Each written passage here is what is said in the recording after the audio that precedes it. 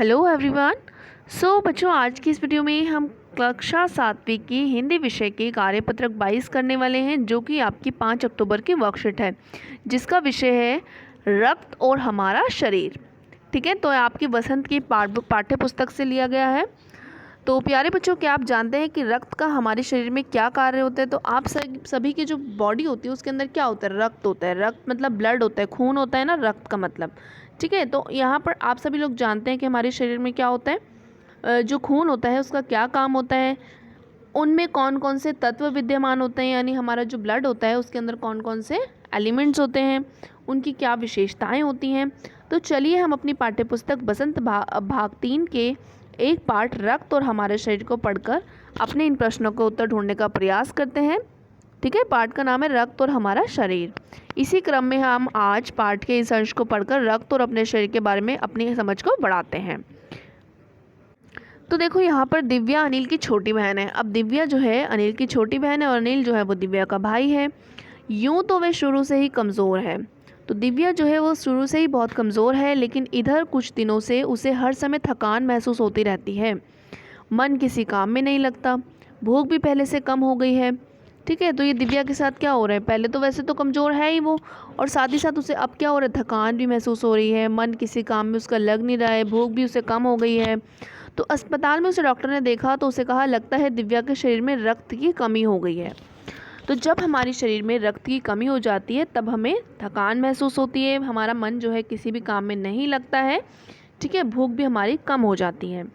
तो जांच कराकर देखते हैं। तो डॉक्टर को जो है ऐसा लगता है कि उसके शरीर में जो है रक्त की कमी हो गई है, तो इसीलिए डॉक्टर कहते हैं उसको जांच कराने के लिए।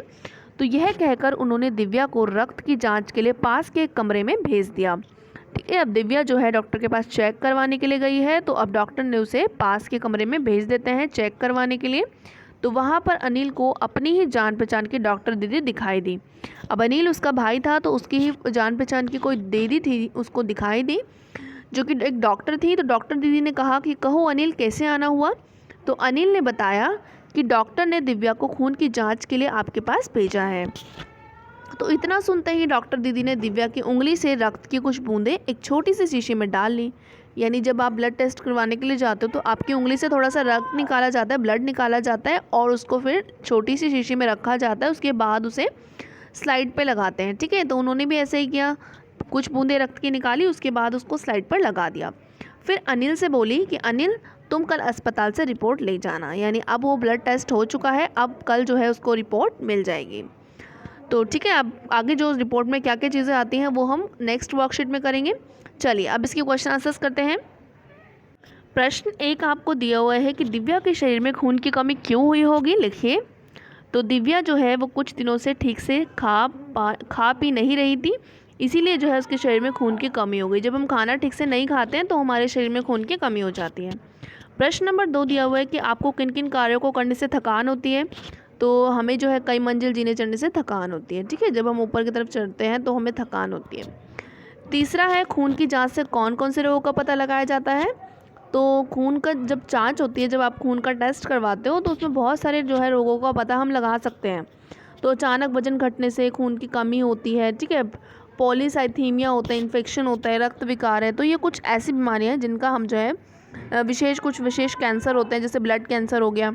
तो ऐसी चीज़ों के लिए लिम्फोमा होता है, ल्यूकेमिया होता है, ये आपके कैंसर्स होते हैं। ठीक है, तो इन सभी रोगों का पता लगाने के लिए हम खून की जांच करवाते हैं। ठीक है, चलिए प्रश्न नंबर 4 में आपसे पूछा है, यदि आपको किसी मरीज का हालचाल पूछना पड़े तो आप उनसे क्या क्या बातें करेंगे, जैसे आप कैसा महसूस कर रहे हैं, और क्या क्या हम पूछेंगे अगर हमें किसी मरीज का हालचाल पूछना है तो। ठीक है, तो आप क्या पूछोगे? आप कैसा महसूस कर रहे हैं, भूख कैसी लगती है, कहीं दर्द है आपको, कल खाने में क्या खाया था। तो ये सभी चीज़ें जो हैं आपको पूछनी पड़ेंगी। प्रश्न नंबर 5 आपसे बोला गया कि अस्पताल की किसी आंखों देखी घटना का वर्णन कीजिए। तो आप अपने अस्पताल जाने की कोई भी एक घटना लिख सकते हो।